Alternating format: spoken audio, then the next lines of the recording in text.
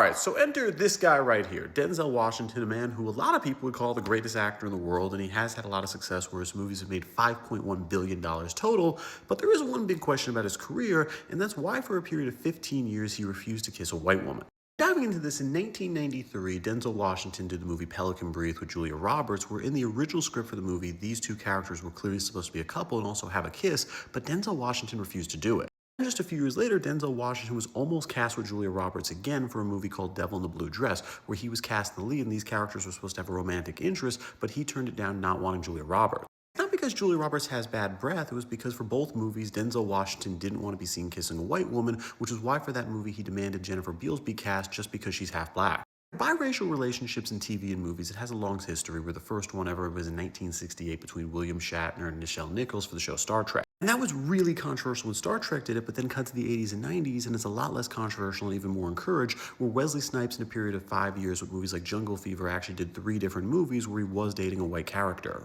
Still, while some people are trying to tout this as progressive, a lot of people like Denzel Washington viewed this as Hollywood actually trying to get rid of black women on screen. That's because at the time there was this sentiment from black women that these black men who were successful actors and athletes were making money like O.J. Simpson, but then once they make their money, they leave their black wife for a white one. This is still a complaint going on today, like Robert Smith, who's the wealthiest black man in the United States, worth $12 billion, where once he became a billionaire, he left his wife of 20 years who was black and then married the former Playmate of the Year, Hope Jurassic. Studios in the 1990s began to backtrack from biracial relationships, with another big example being Will Smith, where him and this character right here were supposed to be a romance in Men in Black, but ended up not happening, with the producers feeling would cause backlash from black women. That feeling was also felt very strong by Eddie Murphy, who in the movie Trading Places was supposed to have a relationship with Jamie Lee Curtis, but he wrote it out saying he just didn't feel comfortable doing it, and the same thing happened with him with Beverly Hills Cops as well, where he was really just refusing doing these biracial roles, not because he didn't want to kiss a white woman, but he's afraid of how black women would react. Still, Denzel Washington did this by far the most with movies like Courage Under Fire, where he had 6 different movies in his career that were rewritten so his character wouldn't get together with a white woman,